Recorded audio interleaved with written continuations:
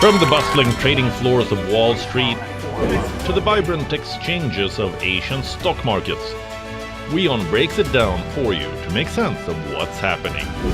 As we reveal the key factors behind events, strategic battles, and the game-changing business decisions that shape the world. We bring you all of this and more on World Business Watch.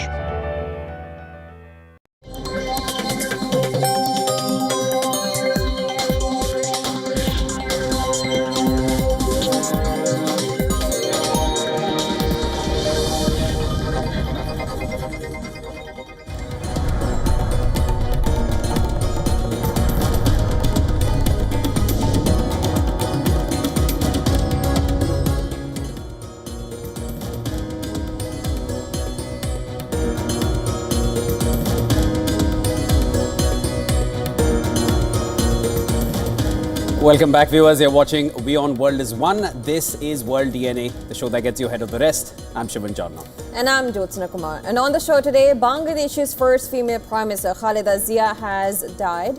She was 80 years old. Her Bangladesh Nationalist Party announced the news of her death.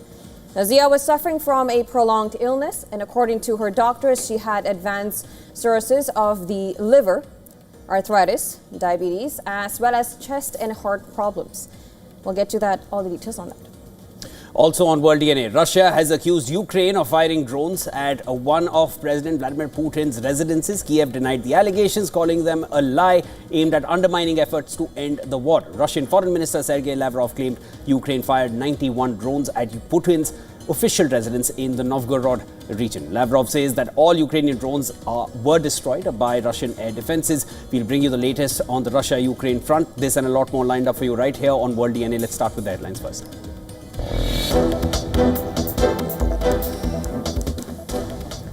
Bangladesh's former Prime Minister Khaleda Zia dies of prolonged illness while under treatment at a Dhaka hospital. According to a statement issued by her BNP party, the 80-year-old breathed her last this morning.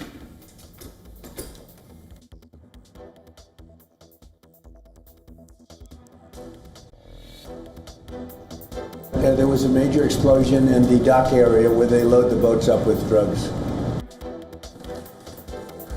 Donald Trump says United States has hit and destroyed a docking site in Venezuela used by alleged drug boats, marking what could be the first land strike in a U.S. military campaign against Latin American drug trafficking.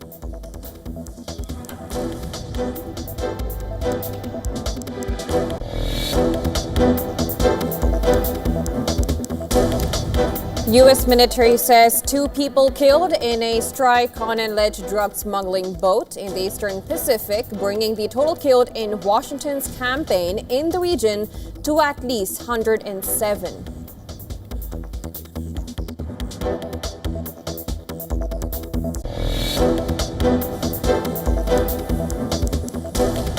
Russia accuses Ukraine of firing 91 drones at President Putin's residence in Novgorod, all reportedly shot down. Ukraine calls the claim a lie intended to undermine US-led peace efforts.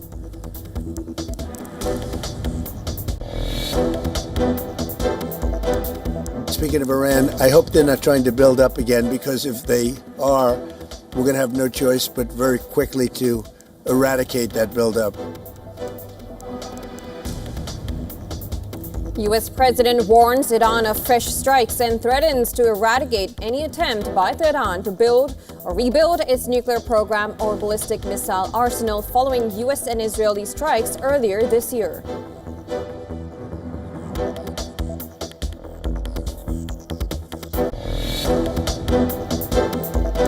If they don't disarm, as they agreed to do, they agreed to it, and then they'll be held to pay for them. And we don't want that. We're not looking for that. Trump downplays any differences with Israel on implementation of a ceasefire in Gaza and warns Hamas will face consequences if it fails to disarm, presenting a united front with Israeli Prime Minister Netanyahu during the meeting in Florida.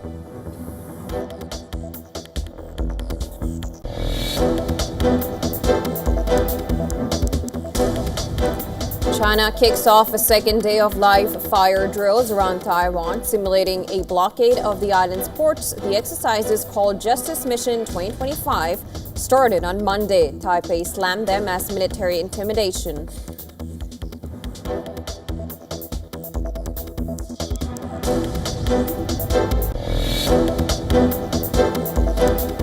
Kim Jong-un tours a factory making new multiple rocket launchers and hails the weapons system's ability to annihilate the enemy, a day after North Korea said that it test-fired 2 strategic long-range cruise missiles.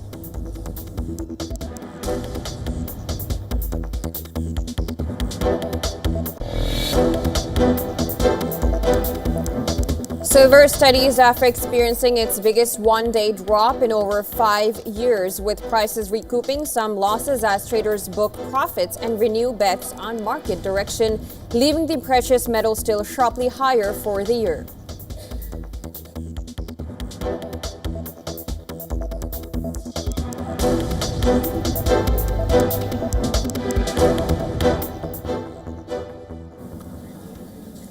Now, Khaleda Zia, Bangladesh's first female prime minister, has died at the age of 80 following a long illness. She was undergoing treatment at Dhaka's Evercare Hospital. She was under treatment for the past 36 days since being admitted on the 23rd of November with infections in her heart and her lungs. According to a statement issued by her Bangladesh Nationalist Party, the BNP, she breathed her last at 6 a.m. local time. The party, in a post on Facebook, requested everyone to pray for the departed soul. Now, according to her doctors, she had advanced cirrhosis of the liver, arthritis, diabetes, as well as chest and heart problems. Khaleda Zia was Prime Minister of Bangladesh from 1991 to 1996 and returned to office from 2001 to 2006. She was the country's first woman Prime Minister. She is the widow of Ziaur Rahman, the former President of Bangladesh and an army commander. And what we know right now is Khaleda Zia, Bangladesh's first female prime minister, has now died at the age of 80 following a long illness. Now, she was undergoing treatment at Dhaka's Evercare Hospital. And we'll now cut across to our Assistant Editor, Foreign Affairs, Siddhant Sibal. Siddhant, Khaleda Zia, she was not in good health. It had been a while. Multiple organ collapse that was being suspected, and now, of course, the news is out. Give us the implications. Well, this is, I would say, curtains down in an era for Bangladesh. Khaleda Zia was the Prime Minister of the country almost 3 times and the leader of the BNP, with the key poles in Bangladeshi politics. Her death comes at a time when her son just came to the country and the country is going towards election on 12th of February. And it's the party, the BNP party, is seen as the front runner in the elections. Now, we know that the announcement has been made a short while ago by the party itself, and we do expect condolences pouring in. In fact, her health was very critical, and the Indian Prime Minister earlier this month had extended his wishes for her early recovery. She, of course, was the widow of the former president of Bangladesh and the army commander Ziaur Rahman. She, of course, carries a huge legacy. Ziaur Rahman himself was one of the key architects of the independence of the country. And her legacy will be talked about today and perhaps in coming few months as well, given the fact that how the BNP and the Awami League both played an important role in the country's formative years. BNP, of course, is seen as a nationalist party. Of course, relationship with India hasn't been as good as Awami League had, but essentially today we do expect a message being sent out from New Delhi as well. Now, the big question, of course, is how her son will carry forward her legacy, and of course he is seen as someone who could be the Prime Minister of the country once the elections are done. The question, of course, over the elections as well. So several things, several permutations and combination, but today is a day when her legacy, her role in the country will be remembered, and she was one of the few women Muslim leaders of the world as well. In fact, second after Pakistan's Benazir Bhutto. So she will be seen in that context as well. Absolutely. And you mentioned that her son, of course, had just arrived in Bangladesh and had a home welcome. Talk to us about the implications and, the upcoming elections that you mentioned that, of course, a big leader, a first female leader in Bangladesh. What kind of implications? What does it mean for Bangladesh as a whole right now?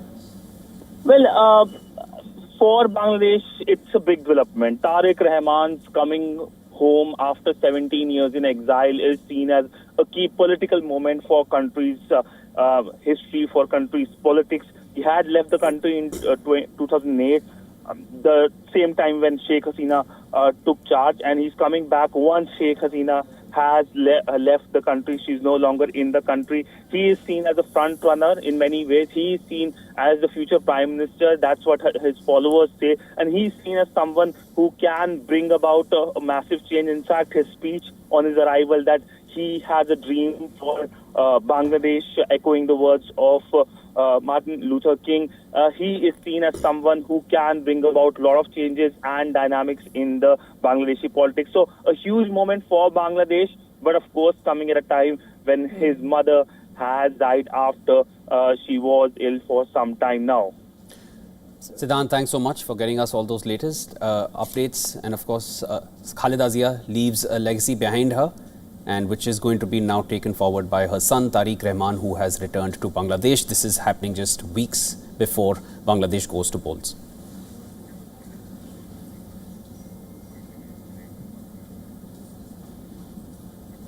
We now shift focus to the West. US President Donald Trump has warned Hamas that they would have hell to pay if Hamas did not disarm quickly. Now, the U.S. president made the comments as he was meeting with Israeli Prime Minister Benjamin Netanyahu in Florida for talks on Monday. And speaking at a press conference, Trump also downplayed reports of tension with Netanyahu over the second stage of the Gaza ceasefire. He said that Israel has lived up to its commitments and that the onus was now on Hamas. The group's armed wing had reiterated earlier on Monday that it would not surrender its weapons. Well, we talked about Hamas and we talked about disarmament, and they're going to be given a very short period of time to disarm, and we'll see how that works out. Steve Witkoff and Jared Kushner will be in charge of that from our side, but if they don't disarm, as they agreed to do, they agreed to it, and then they'll be held to pay for them, and we don't want that. We're not looking for that, but they have to disarm within a fairly short period of time. During their fifth meeting in the US since Trump's return to power this year, Netanyahu also appeared to have steered the US leader towards focusing on Israel's concerns about Iran, something that was expected to come up during these talks. Trump said his country could support another major strike on Iran if it resumes rebuilding its ballistic missile or nuclear weapons programs. The US president said that Iran may be behaving badly and looking at new nuclear sites to replace those targeted by US strikes during the 12-day war, which took place earlier this year in the month of June. So I hope Iran is not trying to build up, as I've been reading, that they're building up weapons and other things. And if they are, they're not using the sites that we obliterated, but they're using possibly different sites. We know exactly where they're going, what they're doing, and I hope they're not doing it because we don't want to waste the fuel on a B-2. It's a 37-hour trip both ways. I don't want to waste a lot of fuel. Well, much to Netanyahu's dismay, Trump said he was considering selling top-end F-35 fighter jets to Turkey. Trump has warm relations with Turkish President Recep Tayyip Erdogan, despite his denunciation of Israel's offensive in Gaza. Israeli policymakers argue that F-35s would benefit Turkey in a potential war. Trump and Netanyahu's talks also focused on other regional points, including Hezbollah in Lebanon and Syria. Trump said he and Netanyahu had an understanding regarding Syria, while exuding hope that Israeli and Syrian leaders would get along. Well, he's been with us all the way. We had that mishap with ISIS, and he was with us all the way. He was fighting us. He was fighting them. So I hope Israel, I'm sure that Israel and him will get along. I will try and make it so that they do get along. Netanyahu said that Israel was keen to ensure a peaceful border with Syria. We have terrorists, we don't have attacks, and we also want to secure our Druze friends. And by the way, I think not only the Druze, but other minorities, especially the Christians, should be protected as well in Syria and throughout the Middle East and in Nigeria. Netanyahu said it had been a very productive meeting and announced that Israel was awarding Trump its highest civilian award. It marks the first time this honor has been conferred upon a non-Israeli citizen. And for more on this, our correspondent Susan Tehrani sent us this report from New York. President Trump met with Israeli Prime Minister Benjamin Netanyahu. He told reporters the U.S. would support strikes to knock out Iran's missile program and prevent Tehran from rebuilding its military capabilities. The meeting came as a fragile Gaza ceasefire has largely held despite sporadic clashes with major questions unresolved over Hamas's future, Gaza reconstruction, and long-term governance. Israel also continues military operations along its northern border aimed at Hezbollah threats. Separately, Secretary of State Marco Rubio met with Prime Minister Netanyahu to discuss regional security, economic cooperation, and combating anti-Semitism, reaffirming close U.S.-Israel coordination in line with President Trump's peace framework. This, according to the State Department. Susan Tehrani reporting from New York for WION World is One. And after the bitter cold, Gazans are now struggling with floodwaters. Now, heavy rain over the weekend flooded the makeshift encampments in the Palestinian enclave, creating an ankle-deep puddles, adding to the plight of those displaced.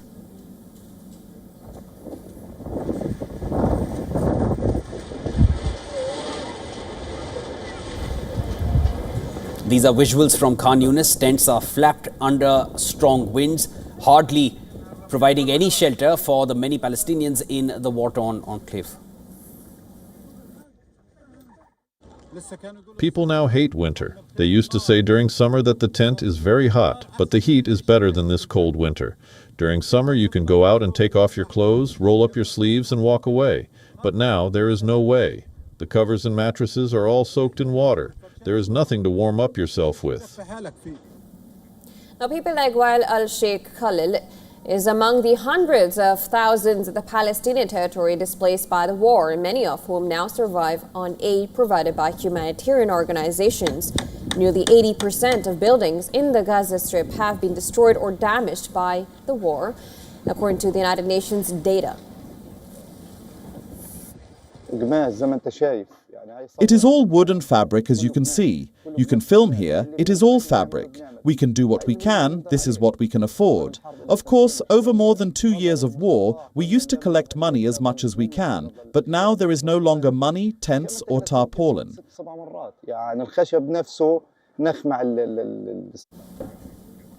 And as Palestinians seek shelter from the heavy rain in bombed-out ruins, aid agencies have warned of the risks posed by the dilapidated buildings which are prone to collapse during the cold weather. Authorities in Gaza warned earlier this month that more war-damaged buildings may collapse because of heavy rain in the devastated Palestinian enclave, and said the weather was making it hard to recover bodies still stuck under the rubble.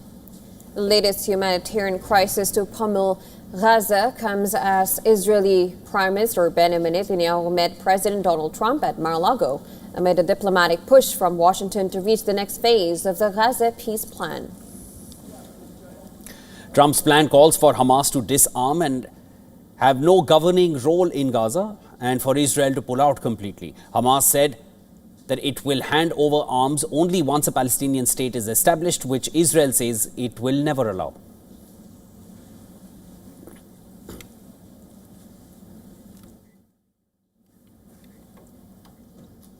Now, the prospects for peace in Ukraine have been dealt a fresh blow. Russia has accused Ukraine of firing drones at one of President Vladimir Putin's residences inside Russia. Kyiv denied these allegations, calling them a lie aimed at undermining efforts to end the war. And Russian Foreign Minister Sergei Lavrov claimed Ukraine fired 91 drones at Putin's official residence in Novgorod region. Lavrov said that all Ukrainian drones were destroyed by Russian air defenses, but he did not elaborate or provide evidence for Russia's assertions. Ukrainian President Zelensky called Russia's claim a complete fabrication. He claimed the allegations are designed to undermine the peace process. The angry exchanges, including a statement by Russia that it was reviewing its stance in negotiations in response to the attack, have put a fresh question mark on prospects for a peace deal. And this comes just a day after U.S. President Trump claimed that the deal was closer than ever after a meeting with Ukrainian President Zelensky. Trump said he informed about the alleged attack by the Russian president during a phone call. Yeah, I don't like it. It's not good. I heard about it this morning. You know who told me about it? President Putin told me about it. Early in the morning, he said he was attacked. It's no good. It's no good. Don't forget, the Tomahawks. I stopped the Tomahawks. I didn't want that. Because we're talking about, it's a delicate period of time.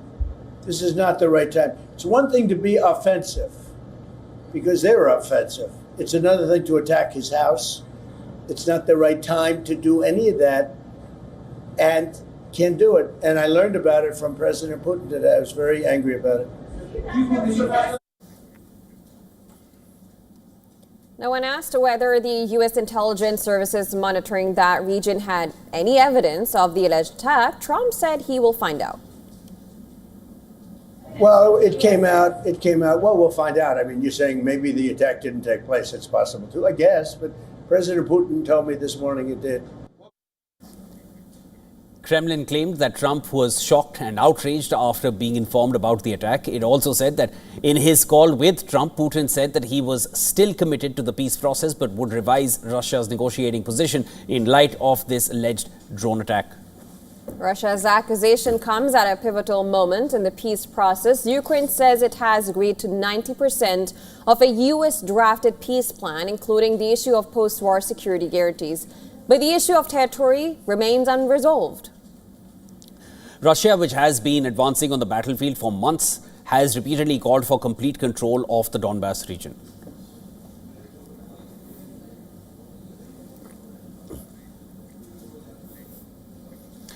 Former world heavyweight boxing champion Anthony Joshua has suffered minor injuries in a car crash in Nigeria where 2 of the passengers were killed. Now, the British boxer was traveling in a vehicle that collided with a stationary truck on a major expressway near Lagos. The collision occurred around 11 a.m. local time on the busy Lagos-Ibadan expressway near the town of Makun, around 48 kilometers from Lagos. Joshua was seated in the rear of the vehicle, which was carrying 4 other adult men. And according to the Federal Road Safety Corps, 2 people died at the scene and 2 others were unhurt, while Joshua was taken to hospital with minor injuries. The FRSC said the Lexus vehicle in which Joshua was traveling was suspected to have been exceeding the legally prescribed speed limit based on preliminary findings. Anthony Joshua has family roots in Sagamu, a town in Ogun State in southwest Nigeria, close to the crash site. He had been spending time in the country following his recent victory over American YouTuber turned boxer Jake Paul on the 19th of December. The former Olympic champion has also been linked with a potential bout against compatriot and fellow former world champion Tyson Fury. All right, for more on this, our correspondent Louisa Olanier has sent us this report. Take a look. British boxer Anthony Joshua has been injured in an auto crash along the Lagos-Ibadan Expressway on his way to Shagamu for the New Year's celebration. The Ogun State Police Command spokesperson Oluseyi Babasheyi confirmed the incident, noting that 2 died, while Joshua and 1 other have been hospitalized and are receiving treatment at a hospital. The Federal Road Safety Corps also confirmed the incident. Details are still sketchy on the extent of Joshua's injury, identity of other occupants of the vehicle, and the exact cause of crash. From Lagos, Nigeria, Louisa Olaniyi, WION World is One. All right, well, now it's time for a very short break on World DNA. We'll be back with more news and updates on the other side. Our continuous coverage on the death of Khaleda Zia, Bangladesh's first female prime minister, and the former PM has passed away at the age of 80 due to health reasons. We'll get you all the updates on that.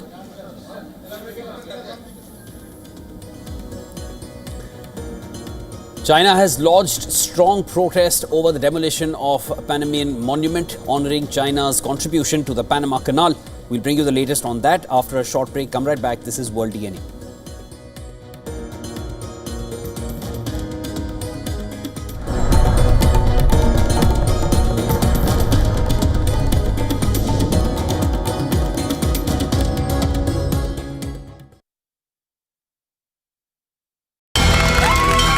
From the bustling trading floors of Wall Street to the vibrant exchanges of Asian stock markets, WION breaks it down for you to make sense of what's happening.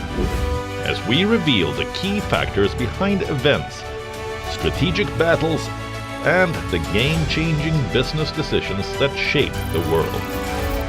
We bring you all of this and more on World Business Watch. WION, India's global voice, the channel that brings you the biggest stories from across the world through India's lens. Now available in more than 190 countries worldwide. Because we believe that the world is one. Watch us in Africa, Europe, USA and Canada, South America, Asia Pacific, Middle East and North African regions. Also available on these digital platforms across the world. WION. World is one. Rashtriya Swayamsevak Sangh. To some, it's an extreme ideology. To others, it's the very soul of India. To some, it's rebellion. To others, it's a principle of nation building. Coming soon to challenge perceptions in RSS centenary year, Kesariya at 100.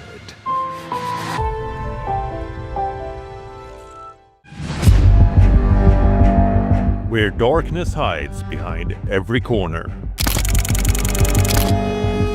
Where the truth is stranger than fiction.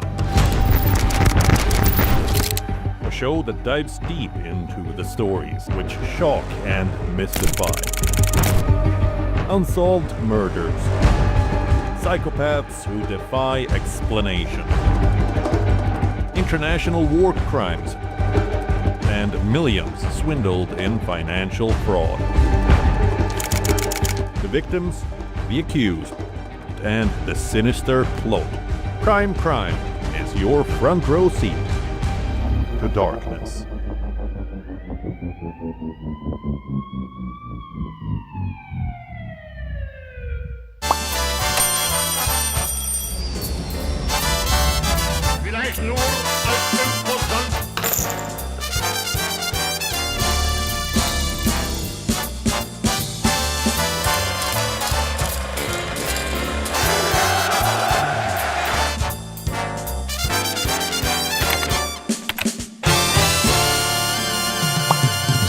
WION, India's global voice, the channel that brings you the biggest stories from across the world through India's lens.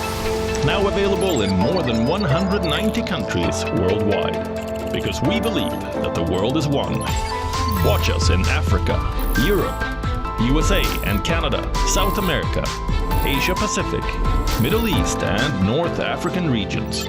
Also available on these digital platforms across the world. WION. World is one. From the bustling trading floors of Wall Street to the vibrant exchanges of Asian stock markets, WION breaks it down for you to make sense of what's happening. As we reveal the key factors behind events, strategic battles, and the game-changing business decisions that shape the world. We bring you all of this and more on World Business Watch. Rashtriya Swayamsevak Sangh. To some, it's an extreme ideology.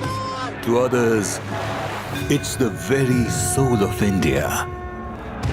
To some, it's rebellion. To others, it's a principle of nation building. Coming soon to challenge perceptions in RSS centenary year, Kesariya at 100.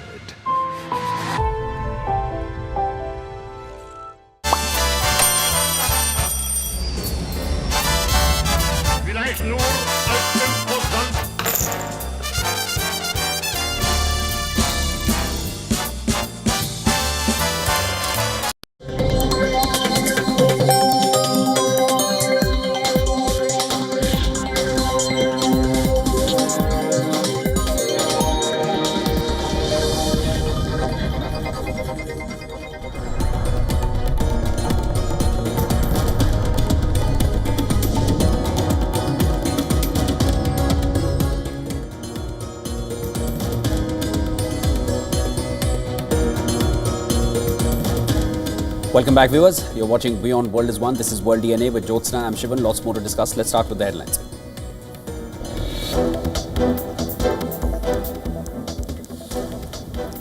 Bangladesh's former Prime Minister Khaleda Zia dies of prolonged illness while under treatment at Dhaka Hospital. According to a statement issued by her BNP party, the 80-year-old breathed her last this morning.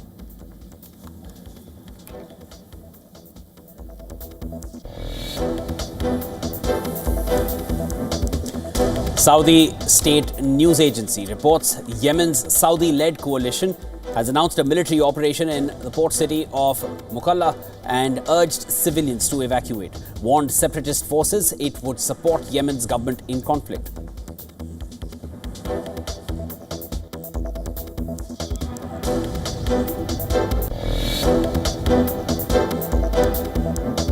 China fires rockets in the Taiwan Strait as the second day of live fire drills kick off around the island.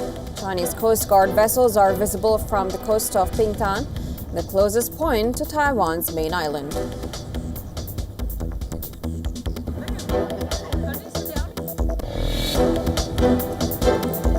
There was a major explosion in the dock area where they load the boats up with drugs. Donald Trump says United States has hit and destroyed a docking site in Venezuela used by alleged drug boats, marking what could be the first land strike in a U.S. military campaign against Latin American drug trafficking.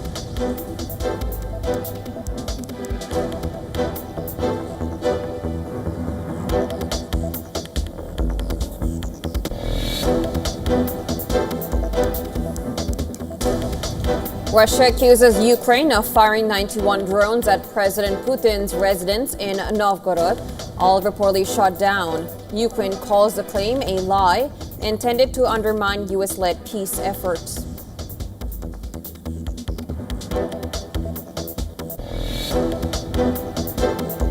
Speaking of Iran, I hope they're not trying to build up again, because if they are, we're going to have no choice but very quickly to eradicate that buildup.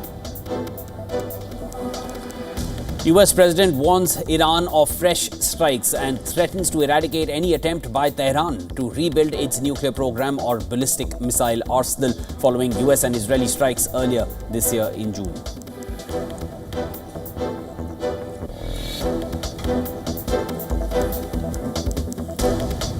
Kim Jong-un tours a factory making new multiple rocket launchers and hails the weapon system's ability to annihilate the enemy, a day after North Korea said it test-fired 2 strategic long-range cruise missiles.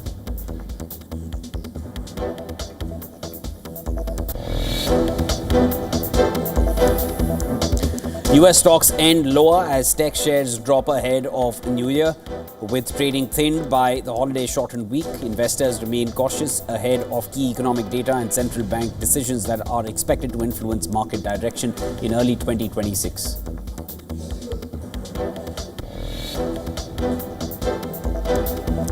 Former world heavyweight champion Anthony Joshua injured in a car crash in Nigeria. Officials confirmed that 2 of his close friends and team members have been killed in the crash.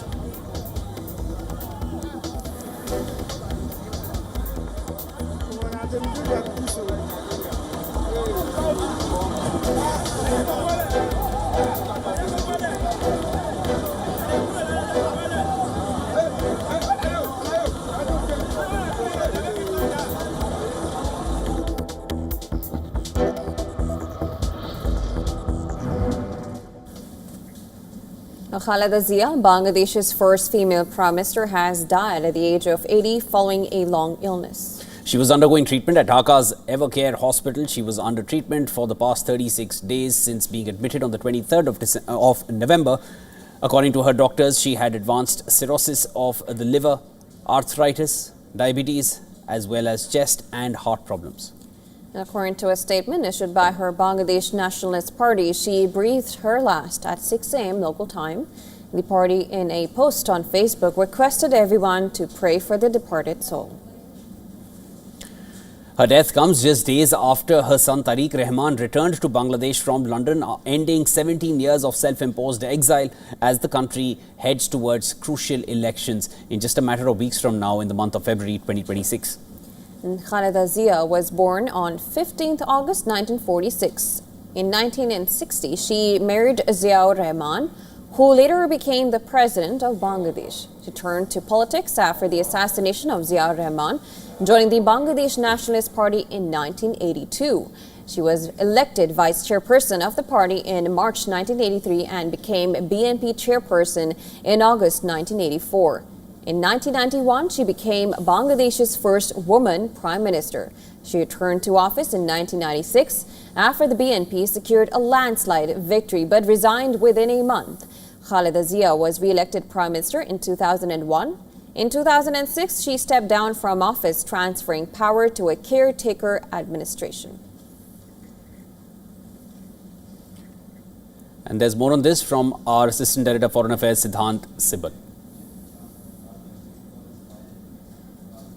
Bangladesh's former Prime Minister Khaleda Zia has died. Her death leaves a legacy of one of the few women leaders of a Muslim country. Now, we know that the announcement was made by the party earlier today, and she was seen as one of the key poles of the Bangladesh politics, along with Sheikh Hasina, who was the leader of the Awami League. Now, she was the prime minister of the country for 3 times. And also remember that her husband was one of the key architects of country's independence movement. Now, the death comes at a time when Bangladesh goes into a major geopolitical moment for itself because of the political developments and also the upcoming elections. Siddhant Sibal for WION in New Delhi. We'll continue to bring you all the developments coming in from Bangladesh. As of now, let's shift focus to Delhi. Delhi reeled under a choking blanket of smog in December 2025 as air pollution surged to its worst levels in 7 years. And official data shows that Delhi recorded an average air quality index of 349 in December. It is the highest level since 2018. This alarming figure comes even as the share of stubble burning in PM 2.5 pollution declined significantly, intensifying concerns over other dominant sources driving the city's worsening air quality. Now, according to reports in December 2018, Delhi's average AQI was recorded at 360, which was earlier considered one of the worst pollution periods. However, recent figures show that the city is once again nearing those alarming levels. And defying popular perception, official data indicates that stubble burning had a relatively minor impact on Delhi's pollution levels this December. Information shared by the Central Pollution Control Board under the Right to Information Act revealed that stubble burning accounted for just 3.5% of the city's PM 2.5 pollution up to December 5th this year. Meanwhile, Delhi woke up to another day of toxic haze lingering in the air as air quality remained severe in multiple regions across the capital. According to Central Pollution Control Board, 16 AQI monitoring stations out of 40 recorded air quality index above the 400 mark on Tuesday. Jahangirpuri topped that chart with an AQI of 457, followed by Wazirpur and Rohini that recorded AQIs of 454 and 453.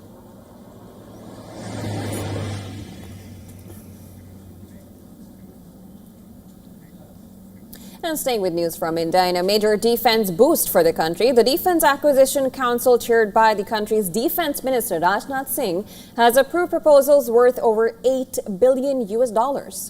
All the 3 services, the Indian Army, Indian Navy and Indian Air Force, they will benefit from this. Let's break down the details for you. In case of the Indian Army, let's talk about that. Artillery regiments first. The regiments will get advanced drones which can be used for precision strikes on targets.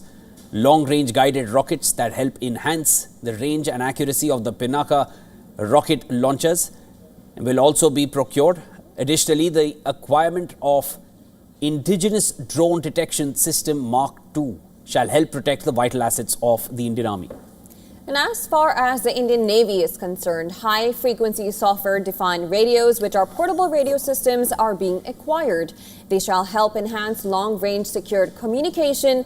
The Defense Ministry also approved the leasing of high-altitude drones to ensure surveillance over the Indian Ocean region. For the Indian Air Force, a modern system will be purchased to provide all-weather automatic landing and takeoff of aircraft. Astra Mark II, which is an indigenous missile with a range of over 200 kilometers, shall also be procured. Besides this, a full mission simulator to augment training of pilots for Tejas fighter jets and Israel-made Spice 1000 guidance kits, enhancing the precision strike ability of the Indian Air Force. These are all scheduled to be on the acquisition list. Now, this move assumes significance as long-range precision weapons proved effective against Pakistan during Operation Sindoor in May this year. Since then, India has continued to bolster its defense with homegrown technology. For instance, the country's Defense Research and Development Organization, DRDO, completed the user evaluation trials of the next-generation Akash missiles. Well, a few days earlier, the Indian Navy received the delivery of anti-submarine warfare ship Anjadeep, which enables detection and engagement of underwater threats.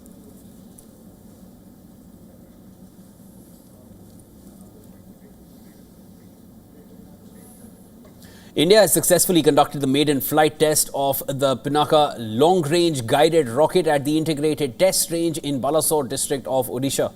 And this marks a major milestone in India's precision strike and long-range artillery capability. The rocket was tested for its maximum range of 120 kilometers, demonstrating all in-flight maneuvers as planned. And according to the Defense Ministry, the long-range guided rocket impacted the target with textbook precision. It added that all deployed range instruments tracked the flight throughout its trajectory. Defence Minister Rajnath Singh extended congratulatory wishes to DRDO on this achievement, and the minister said that the successful design and development of long-range guided rockets will boost the capabilities of the armed forces, terming it a game changer. The long-range guided rocket was launched from the in-service Pinaka launcher, demonstrating its versatility and thereby providing the capability to launch Pinaka variants of different ranges from the same launcher.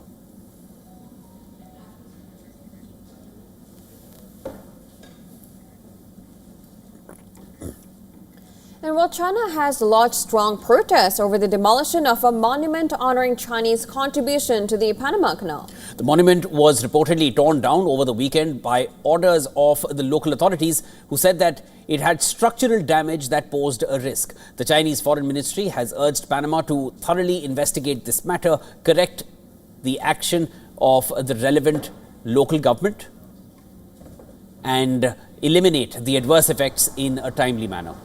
Now, highlighting the significance of the monument, the Chinese Foreign Ministry said that the monument stood as a witness and memorial to the time-honored friendship between China and Panama, adding that it was symbolic of the contribution of Chinese workers who traveled across the oceans to Panama in the 19th century to help build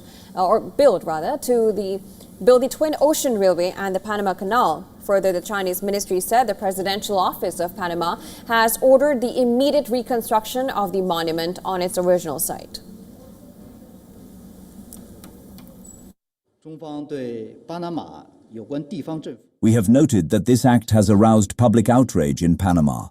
Panamanian President José Raúl Mulino has publicly condemned the act, and the Presidential Office of Panama has ordered the immediate reconstruction of the monument on its original site. We urge the Panamanian side to thoroughly investigate the matter, promptly correct the wrong acts of the relevant local government, and eliminate the adverse effects timely. The demolition of the monument was also criticized by Panamanian President José Raúl Mulino. He said there was no justification whatsoever for the barbarity committed, calling it an unforgivable act of irrationality. Well, notably, China has major investments in Panama, where President Donald Trump has threatened to retake control of the key waterway that links the Atlantic and the Pacific Oceans.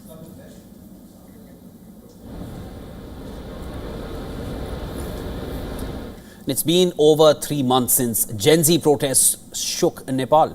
And now, to commemorate the victims of the same youth-led uprising that ousted KP Oli-led government in the Himalayan nation, over 100 artists have gathered in Kathmandu for an exhibit showcasing artworks which are one of a kind. Now here's a report. Take a look.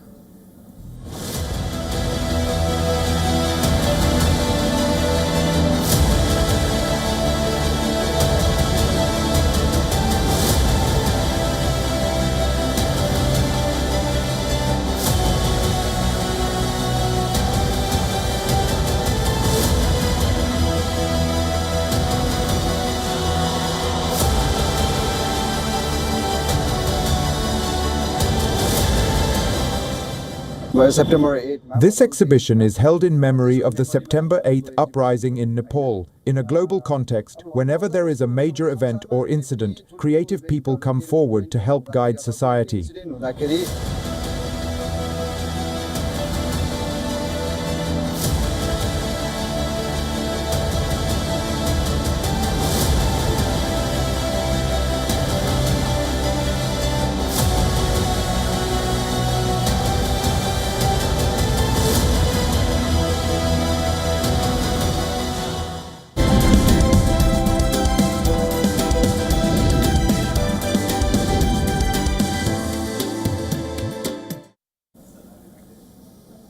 Well, 2025 was one of the most turbulent years for the crypto market. Digital assets soared to record highs, fueling excitement and massive inflows from investors. But that euphoria was quickly tested as sharp corrections and volatile swings reminded everyone how unpredictable the space can really be. Now, in this next report, we break down the key trends, the stages of crypto's growth, and why 2025 will be remembered as one of its most volatile years. Take a look. The euphoria around the digital asset market has surged since President Trump's U-turn in favor of the sector from being a big naysayer before.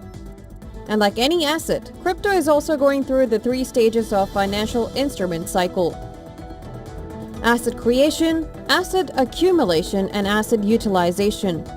Asset creation took off in 2024-2025. Accumulation is now climbing its steepest part, and utilization is already underway. While the crypto universe has expanded exponentially, Bitcoin and Ethereum remain exceptionally dominant. Over 37 million unique cryptocurrencies have been created so far and are on track to reach the 100 million by the end of the year. For context, fewer than 3,000 tokens were created in 2017 and fewer than 500 over a decade ago. The top 10 cryptocurrencies have more or less remained the same over the years. Ether alone is more than twice the size of the entire crypto market since 2020, and the top 3 assets have barely changed in a decade. Now, despite this growth, crypto is still small relative to global markets. Digital asset market value is a little over $3 trillion versus more than $100 trillion of global stocks. That emphasizes how early the crypto market still is. Stablecoins have started with a bang. Time to new supplies is now compressing fast. It took 82 months to reach the first $100 billion, 43 months for the next, and only 10 months to reach $300 billion. Monthly active wallets are up 16 times since late 2020. The next growth phase will likely bring branded stablecoins from large distributors. Payment-specific chains, and expansion beyond the dollar into other currencies. There's a growing interest in the idea of creating payment-specific platforms and an explosion in new assets created within the crypto space. Token creation is also surging, with listed assets growing at about 180% annually since 2017. That is creating a lot of concerns on the number of tokens, and the volatility in price is also a cause for worries. But looking at the stage of cryptos in a typical asset cycle, the range of price moves is justifiable. Still, flash crashes similar to early October have many investors concerned about the sustainability of certain crypto platforms. Business Bureau Report, WION World is One.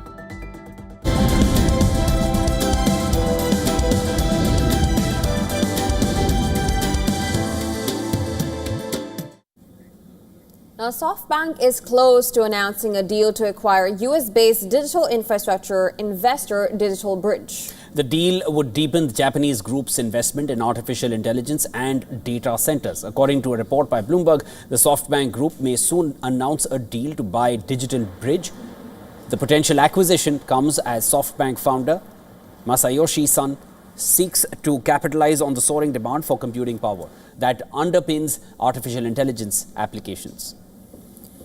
Now, Digital Bridge invests across digital infrastructure, and this includes data centers, mobile telecom towers, fiber networks, small cell systems, and edge infrastructure. Its portfolio includes firms such as Vantage Data Centers, Zio, Switch, and Atlas Edge.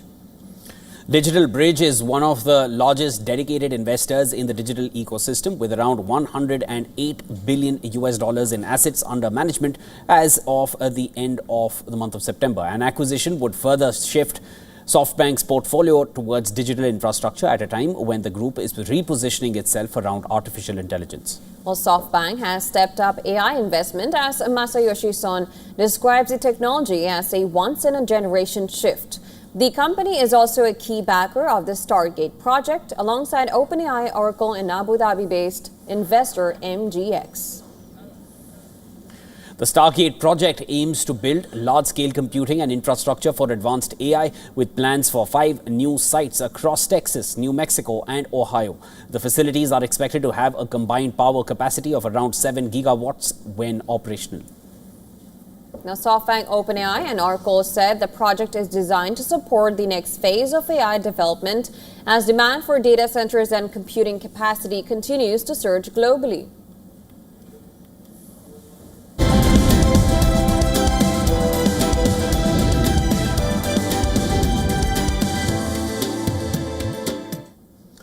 Infantino, the FIFA president, says 150 million ticket requests are received daily for the 2026 World Cup. Around 6 million tickets are up for grabs for the showpiece event in the US, Canada, and Mexico. Days, we received 150 million ticket requests. 150 million ticket requests. So 10 million ticket requests every single day. This shows how powerful the World Cup is. 150 million ticket requests means that if you think that in 100 years of, almost 100 years of history of the World Cup, FIFA has sold 44 million tickets in total. So in 2 weeks for the next World Cup next year, we could have filled 300 years of World Cups. FIFA has faced criticism for its dynamic pricing system, which changes ticket prices based on demand in real time. It uses artificial intelligence to monitor how many people are trying to buy tickets at any given moment. When the demand is high, prices go up automatically, and when demand drops, prices go down too. This means fans could end up paying a lot more during peak times. The practice has become common at sporting events in the US, but it's also faced heavy criticism.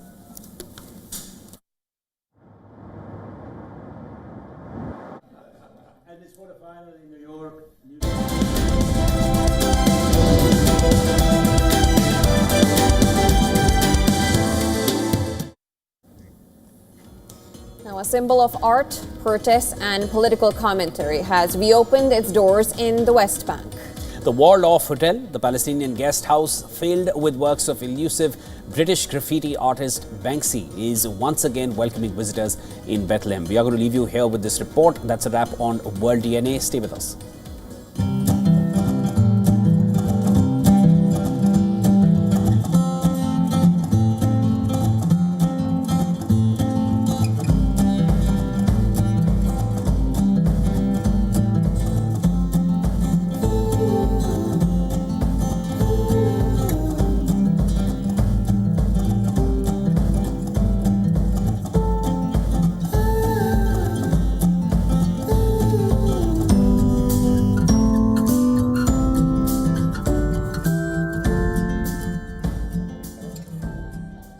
The Waldorf Hotel is not just a hotel, it's a museum. It's a place where people could hear or learn about the Palestinian story.